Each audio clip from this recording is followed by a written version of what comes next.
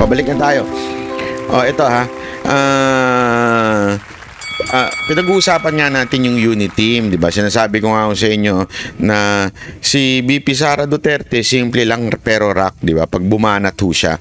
Yung sinabi niyang yun, alam mo, malalim ho kasi yun eh. Panoorin natin ha. Gusto ko lang ipakita lang ho sa inyo at napaka-importanting symbol. Alam mo, si VP Sara Duterte kasi, hindi po yan gumagawa, nagsasalita o umaaksyon ng walang meaning. Lahat ng ginagawa niya calculated. Ano po kasi yan eh. Magkaiba po sila ni Pangulong Duterte. Si Pangulong Duterte, Chawalsi, salamat po. Si Pangulong Duterte parang ano siya, yung bigla-bigla, yung hindi niya pinaplano yung sinasabi niya, nasa utak lang niya tapos biglang magsasalita siya, depende sa tanong, depende. Si VP Sara Duterte ho, spontaneous si Pangulong Duterte. Si VP Sara Duterte nag-iisip pag magbibigay ng statement, talagang planado.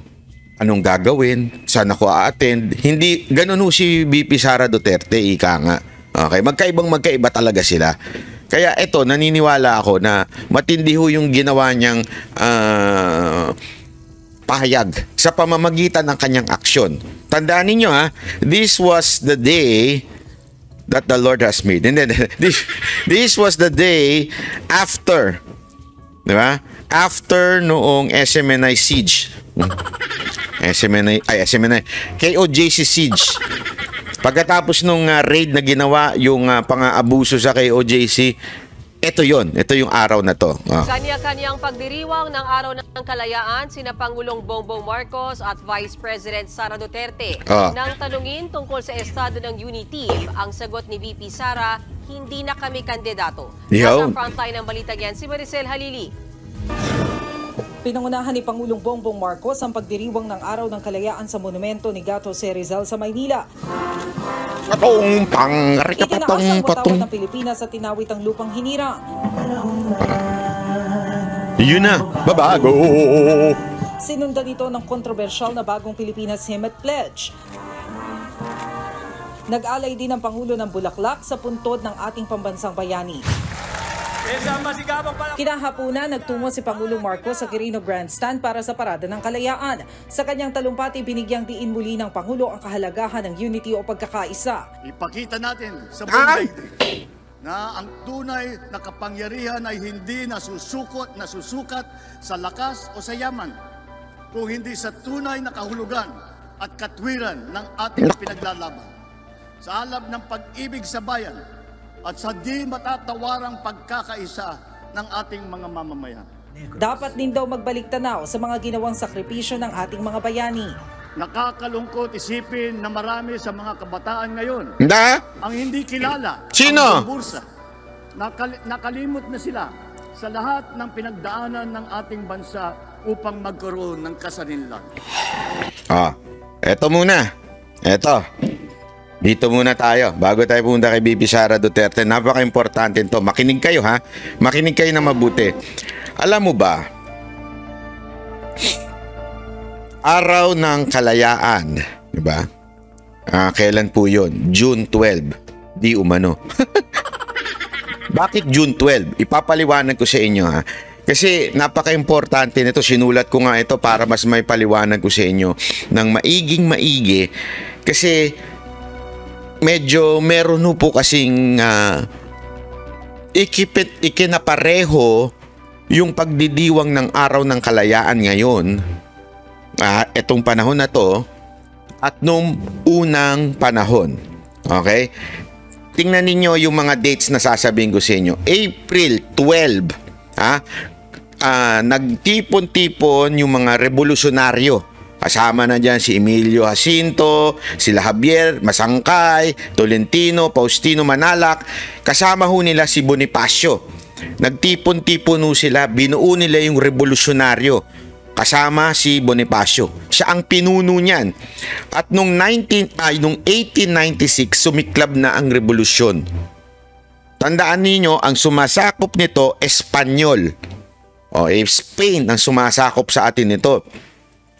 At nung 1897, after 1 year, okay?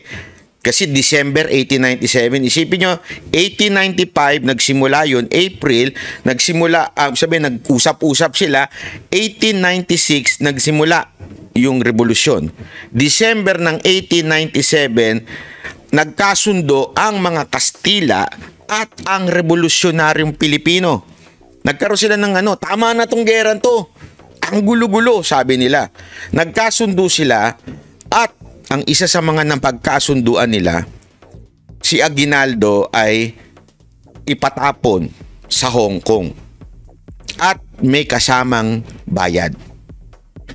Tingnan nyo ito'y may relasyon sa ating nangyayari. So pumayag ang mga revolusyonaryong Pilipino na ipatapon si Aguinaldo doon, tapos binayaran tayo. Maraming binayad sa atin. Danyos, kung ano-ano. Ito malupit. Okay? Pakinggan nyo. Tapos sumiklab nun ang US-Spain War sa Pilipinas. Pagtapon doon, di ba? So, nagkasundo. Sige, tigil na muna yan. Biglang pumunta Amerika sa atin. Sumiklab ngayon yung gera na yon. May 1, 1898, nanalo ang US sa Spain. 1898 May 1. May 1, 1898. Remember that date. Nanalo ang US sa Spain. Ibinalik ng Amerika si Aguinaldo May 19. Tanungin ko kayo, sino ang nagbalik kay Aguinaldo? Amerika. Mula Hong Kong, ibinalik siya sa Pilipinas. At siya ang ginawang presidente. I think you are understanding what is happening now. Ito hoy, nung unang panahon, ito'y part ng ating kasaysayan. Imagine niyo yun part ito ng kasaysayan natin na ang nagluklok kay Aguinaldo bilang presidente ay ang Amerika. Sa katunayan, doon sa mga gabinete ni Aguinaldo, meron pa siyang isang sinamang Amerikanong opisyal na si Colonel Johnson.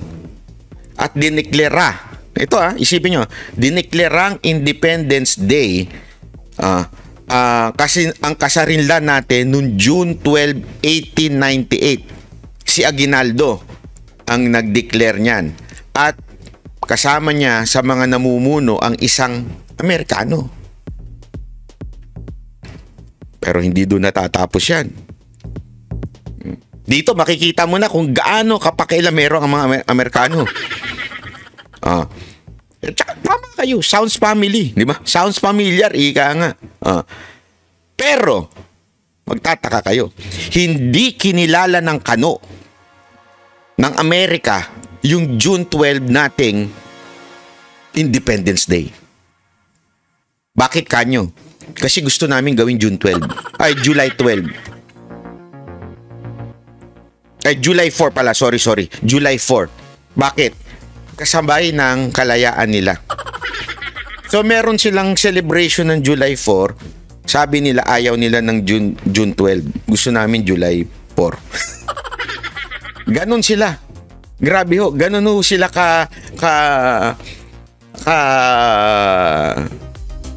diktador. Isipin mo bumalik si Aguinaldo, dinala ng Amerikano si Aguinaldo pabalik para mamuno, pero kailangan may kasamang opisyal namin. Ito yung opisyal, si Johnson, yung Colonel Johnson, isinama sa pamahalaan ni Aguinaldo.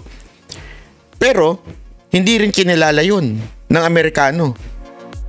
Nandito pa rin sila. Kaya nga meron tayong American, may labanan tayo sa Amerika eh. Diyan pumasok yung General Luna, kung matatandaan ninyo. Nilabanan ni General Luna Amerika kasi nga nagagalit siya. Di ba? Na bakit parang kinokontrol tayo ng Amerika? Akala ko ba lumaya na tayo sa Espanya? Lumaya tayo sa Espanya pero kinontrol naman tayo ng Amerika. Etong importante dito. Parang ganun na nangyari sa atin ngayon. Alam niyo kung sino nagbalik na ibalik sa... Kasi ginawa ng July 4 yung araw ng kalayaan eh. Kalayaan na ibinigay ng Amerika, na hawak ng Amerika. Binalik lang nung panahon na ni Macapagal. Hindi si Arroyo, Macapagal, yung tatay niya. Binalik sa June 12. Nag-declare na gawin natin June 12. Sa madaling salita po, etong Amerika, talagang mahilig sumausaw sa Pilipinas. Talagang yung interest nila, pinalaya tayo sa Espanya. Yun ang kanilang propaganda, pinalaya tayo sa Espanya. Sa pang-aapi ng Espanya. Pero kinontrol nila tayo at naglagay sila ng presidenteng tuta ng Amerika. Tanungin ko kayo, ano sa tingin ninyo ang sitwasyon ngayon? Tingnan ninyo kasi importante ito eh. Ngayon, ganun din ang sitwasyon. Quote unquote, pinalaya tayo ng Amerika sa tanikala ng mga Chinese. Which is hindi naman, sana kung ganun ang nangyari. Espanya talagang sinakop tayo. Pero ang Chinese, sinakop ba tayo? Hindi. Pero pinalalabas nila na tayo ay parang inander ng China through Duterte, tas palalayain namin kayo. At naglagay sila ng presidente nila. Tama, mali. Ganong kalupit. Sa tingin nyo, papayag sila? Hindi. Kaya nga, noong unang panahon, naglagay sila ng mga opisyal nila. Ngayon, hindi nila pwedeng gawin yun. Di ba? Maglagay ng opisyal nila. Di ba? Kaya ang nilalagay nila ngayon ay yung mga opisyal nila na tuta nila, yung sunod-sunuran. Tulad ni Ganong kalupit yun. Ganon po kalapit yun. Naglagay siya ng mga opisyal ngayon na kung saan ay nakikinig. Di ba may kwento nga ako sa inyo, hindi ko na lang sasabihin. Kwento sa akin ng isang vlogger ito eh. Itong vlogger na to, matindi banat nito sa sa China. Ay, sorry, sa Amerika. So, ang tawag sa kanya pro-China, sa vlogger na to. Inayaan siya ni isang opisyal doon sa yate ni Andrew. Yate lang. Tapos, dinala niya ng mga babae para talaga mapasunod niya itong vlogger. Inaakit niya ng mga babae. Tapos nandoon mga opisyal din ng mga Amerikano. Pilipino ito na opisyal ng gobyernong ito. Inaya niya itong ngayon magkaaway na sila sa Twitter. Banatan na sila ngayon sa Twitter. No? Inaya niya itong vlogger na ito para maging parang propagandist nila for America. Tapos ang kasama doon ay puro mga Amerikano. Tapos may para maakit ito, habang sila nagiinuman, inaakit sila ng babae. Hindi ko na lang sasabihin kung sino yan. Bahala kayo. Pero lihiti mo yan, sigurado ako. Kaya nga alam mo, sa totoo lang, ang lupit. Ang lupit po ng pangyayari natin ngayon. Kasi ko ito napag-aralan ko ito nung sa history nung aking kaya binalikan ko. Sabi ko, may pagkakatulad eh. 'Di ba kung mapatandaan ninyo na meron silang sinasabi na ibinenta tayo sa Amerika. Totoo 'yun. Totoo na Amerika na ang nagkontrol sa atin after the Spain. Kinontrol talaga tayo. Lahat ng aspekto ng gobyerno natin kinontrol nila. Kung papansinin nyo nga, even the form of government na meron tayo ngayon, pattern sa gobyerno ng Amerika. Even our constitution and laws are pattern sa konstitusyon ng Amerika. Kaya nga, impluwensya ng Amerika sa atin, nandito hanggang ngayon. Nakalaya na tayo supposedly. Napakyo yan ni Duterte. Di ba? Nakalaya na tayo sa pagdidikta nila. Ngayon, naglagay sila ng aginaldo. Tuloy. Pinili naman ni Vice President Sara Duterte na pangunahan ang pagdiriwang ng Araw ng Kalayaan sa Davao City. Dumalo siya sa flag raising ceremony at nag-alay ng bulaklak sa bantayog ni Rizal. Sumentro rin sa pag-alala sa mga sakripisyo ng ating mga ninuno ang kanyang mensahe.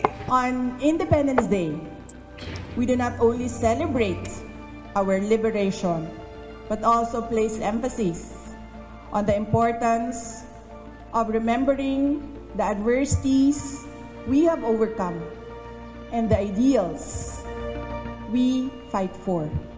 Nagbigay din ng reaksyon ng pangalawang Pangulo sa estado ng... Dito, kita ninyo, maganda ditong Una, first statement ni VP Sara Duterte ay yung hindi niya pagsama during the celebration ni PBBM, which is a big thing. Talagang laging nagsasama pagka Independence Day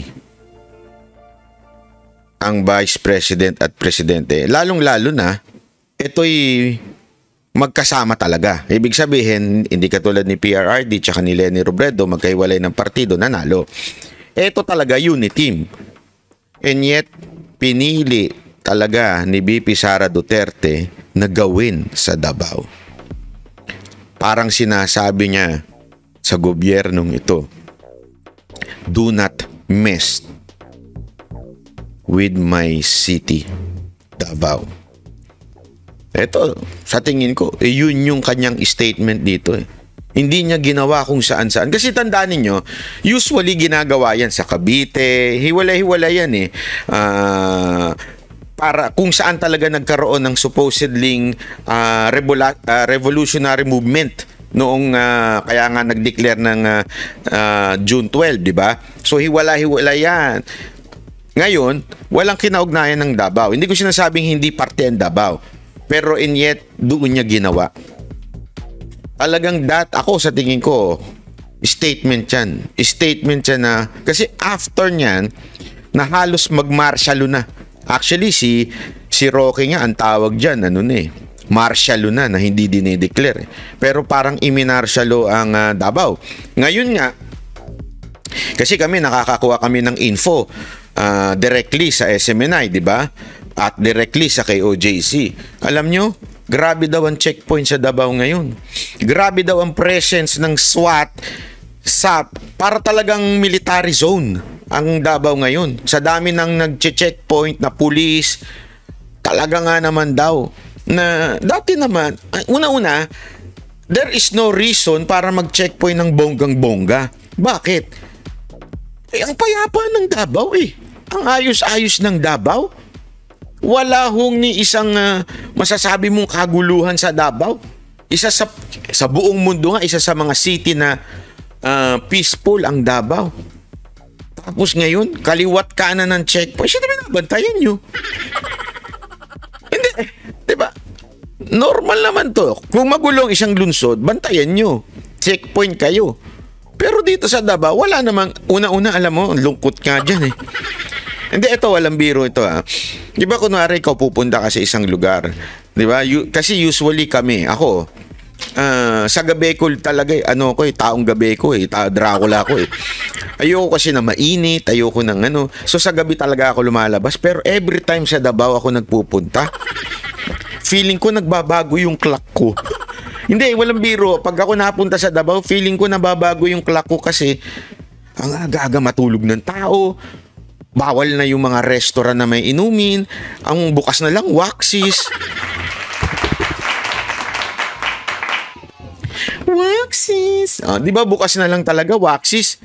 The rest puro. Hindi, mga na lang ang bukas dun, mga fast food. Siguro, 7-Eleven. Pero grabe ho. Di ba, na-bring up pa nga namin yan kay Basti. Kasi ganun nga katahimik po ang Davao. Di ba? Yung ang Colasas, kami lang ang... Di ba, Madam Sheng Dabawenyo? Naalala ko, Colasas nun, dito sa Timog, punong-puno ng tao yun. Doon, pinagbuksan pa kami, sarado na. Ganun kalupit di ba? Tapos, lalagyan mo ng kaliwat kanan checkpoint, tapos may pinakita pa sa aming video na... alam mo yung mga unang nakita nating video, Akala natin yun lang yung pulis. Hindi pala. Talagang truck yung mga pulis doon na pumunta sa KOJC. Ganon kalala. Kaya nga itong statement ni Madam BP Sara Duterte ay magandang statement ito. Ito ay declaration na huwag niyong guluhin ang city ko. Matino to, maayos to. Eto, nagdeklara. Dito ako nag-celebrate ng independent kasi independent ang city namin. Alam mo, yun ang pinakamatinding doon. Pinakamatinding simbolo. Pagpapahiwatig ng independence ng Wag ang mga Duterte dahil independent ang city namin. We can be a progressive city apart from the national government. Kaya ang ganda ng statement ni Madam dito. Di ba? Ang ganda ng ginawa niyang pagpunta doon at hindi siya sumama sa national government in celebrating Independence Day. Panalo yun. Palakpakan natin si Madam BP Sara. Kanilang unit team ni Pangulong Marcos. Di maikakaila ang lumalalim na alitan ng mga Duterte at Marcos kaugnay ng iba't ibang issue. Ang unit team was the tandem during the 2022 elections, and then tandem of Bongbong Sara during the 2022 elections. And then umanang elections nidaog namin. And gapasalamat mi sa ato ang mga kaigsuunan sa ating mga kababayan sa kanilang suporta sa tandem noong ito yung sinasabi niyang unit team, di ba, nung nakaraang eleksyon. Alam mo, kayong mga ensimada vlogger, huwag kayong mapikon. Kasi tama naman si Madam BP Sara Duterte that unit team is just during the election.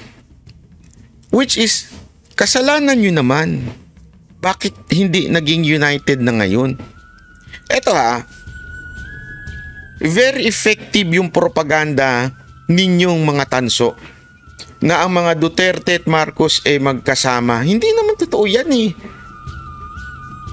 Alam mo, during the election, sure ako doon. Kasi during the election, ilang beses ko pong nakausap ang ating Pangulong Duterte noon. So, wala talagang Duterte Marcos supposedly. Although, si BP Sara Duterte sumama kay Marcos. Kaya nga, in respect, mula nung sumama si BP Sara Duterte, tumahimik ang ating Pangulong Duterte dahil nandun ang kanyang anak. Ganun ka-respectful si PRRD. Even if ayaw niya kay Marcos, ilang beses niya sinabi, ilang beses nag-apply yan na sekretary, hindi niya kinuha. Tahimik lang siya nung nagkasama na si BP Sara Duterte at si Marcos. In other words, umagri din siya. Somehow sa unit team. Hindi na siya umimik. Tumahimik na lang siya. Sino sumira ng unit team? Hindi, tanungin ko kayo. Sino sumira? Alam niyo kung sino? Si Tamba. Si Tamba Luslos ang unang tinanggal si ganito. Napraning Alam mo kung hindi, ewan ko sa totoo lang sabi nga nila, di ba, lagi nilang pinagbibintangan si Marcos ang praning, di ba? Hindi ko naman sinasabing hindi. Pero yun ang sinasabi nila lagi. Pero sa tingin ko, tingnan din natin si Tamba, ito ang pinakapraning sa praning. Kasi, tandaan ninyo, ang optics o ng camera, importante talaga dyan yung number games dyan Hindi katulad ng Senate. Kung magkakaroon man ng kudita, madaling magkaalaman kasi 24 lang kayo Doon sa cameras, grabe kasi dyan ang dami dyan So, dyan biglaan na lang magkakagulatan na nandun na pala sa kanya yung numero doon sa kalaban. Kaya, wala pang usapang ganun. Tinanggal niya na si Gloria. Kasi alam natin malapit si Gloria kay BP. Alam naman natin ang kasaysayan ni BP Sara at saka si Gloria, di ba? Which is, si BP Sara ang naglagay kay Gloria speaker nung panahon ni Alvarez. So para mawalan talaga ng power, to demonstrate power at mawalan ng power si Gloria, kailangan tanggalin ni Romualdez si Gloria. doon sa position niya, tinanggal niya. Nainis siyempre si VP Sara Duterte. Nag-resign siya, di ba? Doon sa Lakas. Sino ba ang boss ngayon sa Lakas? Walang iba kundi si Tamba. Oh. And because of that, napraning na siya. Inisa-isa niya na yan. Gumawa na siya ng kung ano-anong step, ika nga. Halimbawa, yung confidential funds. Na, tingnan nyo kung gaano ka-obvious yung nagamit ng mabilis. Paano hindi magagamit na mabilis? December nyo ibibigay, kailangan maubos yun by January bago matapos ang December. So doon pa lang inoperate na kaagad si VP Sara Duterte. Inoperate na ho siya. Nag-hire na mga vlogger, di ba? Para siraan si VP Sara, which is again, hindi ko na kailangan patunayan dahil napatunayan na natin ng ilang beses yan. Umamin pa nga isa Umamin pa yung isa. Yung isa naman, may lumabas na audio. So alam natin na talagang niraratrato ito si VP Sara Duterte. Praning kasi yung isa doon, si Tamba. So yun yung dito Yun yung cause kung bakit nawala ang unit team. Kasi kung titingnan ninyo, ilang beses nagka-issue anong sagot ni Marcos? Di Bongbong Marcos sabi niya, there is no reason na ma-impeach. Second, walang reason para mag-resign bilang DepEd Secretary. Di ba? Pahiyang-pahiya nga itong mga tanso vlogger. Kasi itong mga tanso vlogger, hindi naman ang boss nila si Marcos Si Tamba ang boss nila. Si Tamba ang ang pinaka... alam niyo na. Naandun ng biyaya ng buhay. Nakakitamba Wala naman kayo dito kay Marcos Kaya nga lahat na lang ng dapat mag-resign ka na. Di ba ganun yung mga hayop na yan? Wow. Dapat mag-resign ka na. Wow. Kano ka pa? Tapos ganyan ka. Wow. Dapat mag-resign ka na. Tapos biglang, kita nyo dito mo mapapansin na sino ang nagbabayad dito sa mga animal na to. Pansinin nyo, bakit? Kung ganun ang direksyon ni Marcos, bakit niya tatanggihan na sabihin niya na bakit pagre-resignin? Bakit i-impeach? Ibig sabihin, yung kumpas nitong mga lintik na mga animal at patay gutom na ensimada vlogger ay hindi nanggagaling kay BBM kung hindi nanggagaling dito kay Tamba. Yan ang katotohanan. Hindi ko nililigtas dito si Marcos pero kailangan kasi natin maunawaan kasi baka mamaya we are hitting the wrong person to the point kasi tandaan niyo, eto yan ganito yan ipapaliwanag ko lang sa inyo. Kung wari ikaw may baril ka, ang bala nito siyam. Laging tandaan ninyo, merong decoy na lalabas dyan para ubusin mo muna yung bala mo sa kanya. Para pag lumabas na yung totoong kalaban, ubus na. Nagigets nyo ibig sabihin? Ganon na mangyayari sa atin kung hindi natin sisiguraduhin kung sino talaga yung nanggugulot, bumabanat.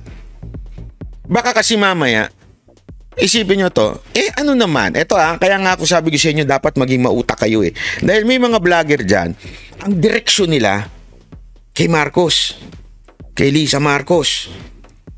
Hindi Una-una wala na yan. After 2028, mahirap na tumakbo uli yan. Kahit totoo lang, hindi na makaka-retain yan. Hindi mananalo yan. Kahit anong gawin mo, pagbalik-balik ta rin mo mundo. Pero ang pwede pang, kasi una-una, bawal na sa batas, bawal na sa konstitusyon na tumakbo si Marcos, di ba? Pero ang pinaka, dito, yung Romualdez. Kita nyo yung walang yung mama na yun? Sorry pasensya na, pero totoo Nung nag-speech, tawan-tawa nga ako dun sa speech niya Talagang pinipilit niyang maging masa kasi alam ng lahat ng tao Walang presidenteng o walang politiko na nanalo na hindi makamasa. Kahit may pera ka pa. Di Venecia. May pera niya naubos. Si Mitra. Puro mga speaker yan. Popular yan. Mapera yan. Tandaan niyo speaker din sila dati Mga speaker. Ito naman, Senate President, si Villar. Pero kasi ang Pilipino, hindi talaga kailangan talaga makamasa. Pag hindi ka makamasa, hindi ka mananalo kahit anong gawin mo. Makino Love, salamat po. Pabati naman ng good morning sa kalapatids ng Las Vegas. Good morning. So ibig ko sabihin, talaga hong si Romualdez po ang pumoporma. Kaya nga ngayon pinipilit niyang magtagalog, di ba? Kahit mali-mali na, pinipilit niya talaga. Kasi alam niya na hindi pa pwedeng madaan lang sa pera. Kailangan makuha mo talaga yung masa. Kaya ang ginagawa niya ngayon, as early as now, nag-iikot siya sa probinsya. Namimigay ng ayuda, naka-smile, kunwari, ang bait-bait, di ba? Tingnan niyo. Yun talaga ang pumoporma dito. At yun talaga ang sumira sa unity team. Eto nga Isipin nyo na, ito na-realize ko lang nung isang araw. Napaka-importante ito maunawaan natin.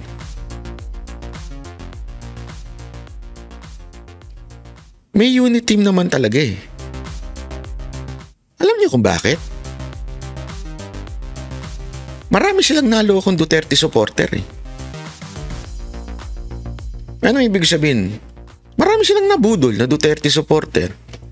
As a matter of fact, iilan lang kaming vlogger na Duterte na hindi nagpaloko, hindi nagpabudol. Karamihan ng mga quote-unquote Duterte supporter vloggers napunta din sa unity team Hindi nyo napansin? Di ba? Ang dami dyan. Unity team sila lahat. I won't name names. Iba nga sa kanila, naging official pa Tama, mali. Pero bakit nawala? Kagagawan ba ni BP Sara Duterte? No! Until now, BP Sara Duterte is not hitting directly si Bongbong Marcos. Hindi niya hinihit. Hindi niya binabanatan, hindi siya nagsasalita ng masama.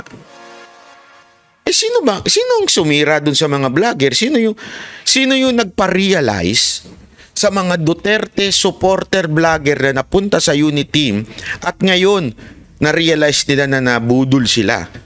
Na ako naman ay tawa ng tawa. Alam niyo kung sino nagpa-realize sa kanila? It's not BBM. It's not BP Sara Duterte.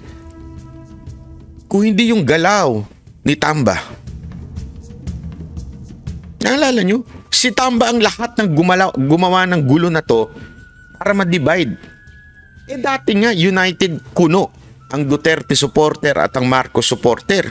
United kuno yan magkano yan magkabati yan, magkaibigan yan Pero nung pinasukan na ni Tamba ng pagiging insecure niya kay BP Sara Duterte, pagiging praning niya kay BP Sara Duterte, ano nangyari?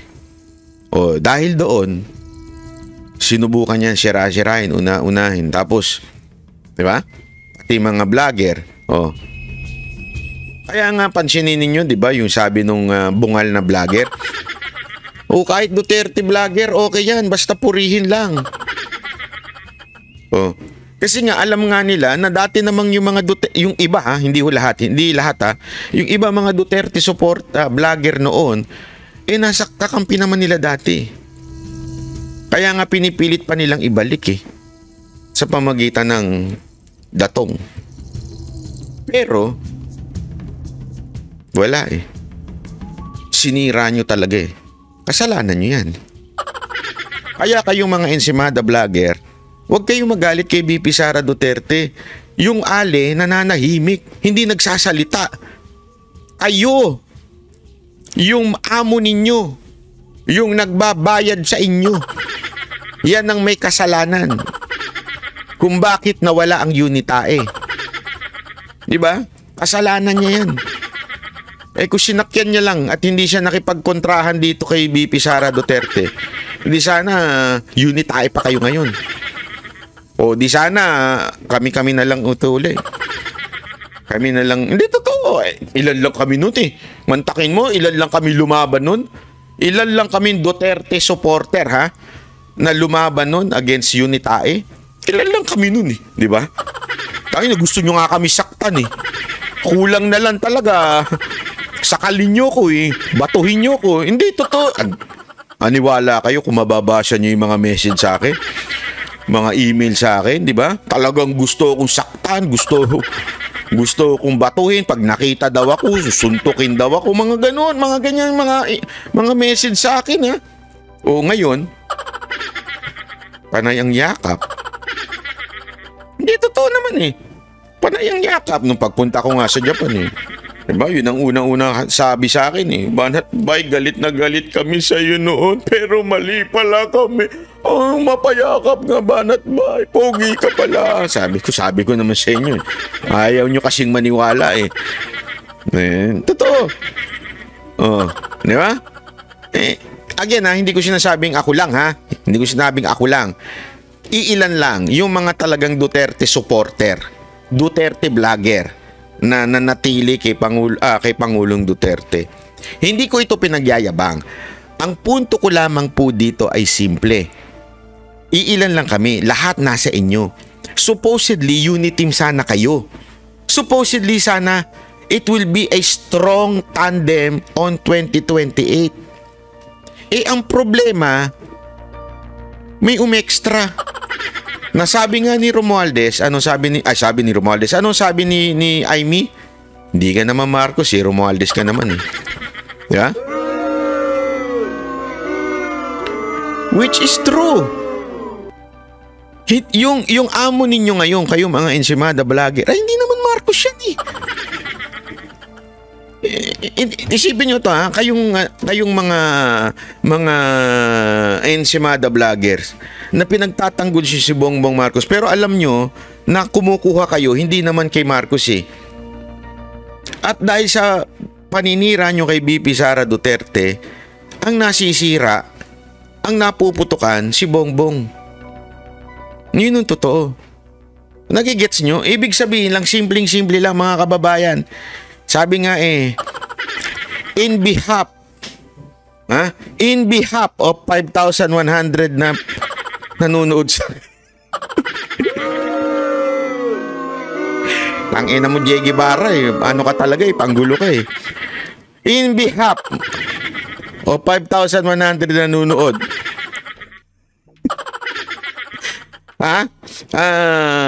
Kayo ang may kasalanan, kayong mga Ensimada vloggers. Tigilan nyo kaya si BP Sara Duterte? Tingnan ninyo. Wala eh. Paano nila titigilan? Kailangan may ganun eh. Diba? Wala silang sahod pag hindi nila binanatan si BP Sara Duterte.